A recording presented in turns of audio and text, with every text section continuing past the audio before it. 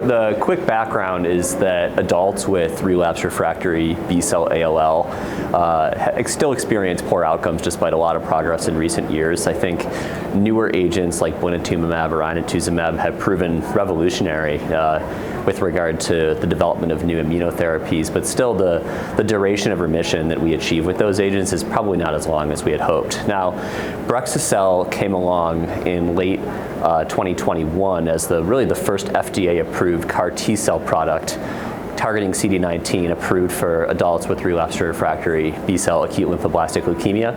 This was on the basis of a study called ZUMA-3, which was published in The Lancet by Bijal Shah and colleagues. That study infused 55 patients. They saw a response rate of around 70%. And on the basis of those results, the drug was approved for use by the US FDA. Shortly after the drug hit the market, there began water cooler conversations essentially from docs in the field about how this drug was actually performing when deployed on the ground. And so we, myself and Lori Muffley from Stanford, decided to form a real-world outcomes collaborative to study the performance of Brexu-cel when used on label. And so we began this effort about a year and a half ago, and we started asking our friends, first of all, and then the referral pattern grew and grew to form data sharing agreements with our institutions and to pool our data together in a HIPAA compliant way to see if we can understand the performance of this drug when deployed in the real world. And so we showed results from the first 76 patients earlier this year at ASCO. We didn't have quite as many patients as we wanted. We didn't have long enough follow-up, but we've thankfully been able to let the effort mature a bit. And on Monday at ASH, I'll be presenting sort of the top line results from this collaborative that includes data from 189 patients with a median follow-up of 11.4 months for survivors. The patient characteristics first and foremost. These are heavily pretreated patients, individuals who we studied had a median of 4 prior lines of therapy. More than half of patients had seen prior blinatumomab, and more than 40% had seen prior inotuzumab, and 41% had received prior transplantation. In terms of the results, so we saw high rates of complete remission. We saw a CR rate of about 90%, and if you break down by measurable residual disease or MRD status within those complete remissions, of those 90% of patients that responded, about 80% of those remissions were MRD negative remissions. Everyone uses different methodologies for measuring MRD, but for the most part, all of the patients in this collaborative received a combination of clonoSEQ, PCR for receptor gene rearrangements, or flow cytometry for MRD. So the response rates were high. We also noticed that toxicity patterns were notable as well.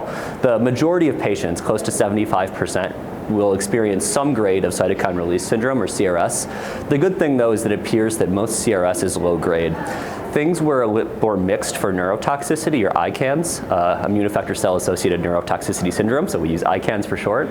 And although there was about 30%, 40% of patients who experienced no ICANS whatsoever, there was a significant portion, about 1/3 of the cohort, a little less actually, who experienced high grade 3/4 neurotoxicity, and that's a significant toxicity signal that we noticed.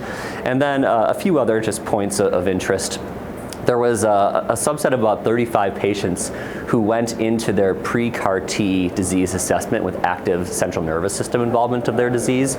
We were interested in this relatively small population in particular because they would have been excluded from the trial based on the presence of having CNS involvement of disease. And we are actually starting to detect a signal that Brexu-cel may be capable of clearing that leukemic CNS infiltration alone in the absence of other therapies, but we have to study that a little bit more. And then in terms of our ability to identify predictors of response and factors associated with superior, inferior progression-free survival, we are able to perform uni and multivariate analysis to identify these predictors. And so I'll highlight that in terms of factors, both prior treatments and disease and patient characteristics that seem to be associated with superior progression-free survival, I would highlight that pH-positive disease biology, the receipt of prior stem cell transplantation, and individuals who had consolidation or maintenance therapy after CAR T tended to do better.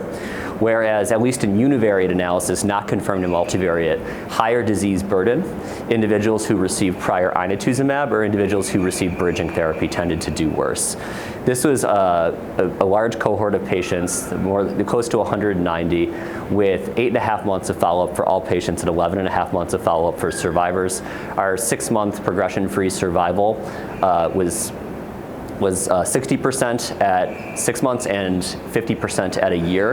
And so we do think that even in the absence of some kind of consolidation or maintenance therapy, which we believe tends to do better for our patients, there is a signal for durable remissions of about 40% of individuals who receive Brexu-cel as a bit of a destination therapy and who do not get subsequent treatments afterwards. And so our hope is that we allow this data set to mature. We actually can tease out further the influence of consolidation and maintenance therapies. The easiest being, of course, TKIs for pH-positive disease. But then the question becomes, well, when it comes to things like more chemotherapy or stem cell transplantation, which are more invasive and carry larger morbidity and mortality, are those ultimately going to be worth it for relapse prevention? So there's some questions that we were able to answer with this abstract, but I think excitingly, there's even more questions that we were able to identify that we would like to address further in the future.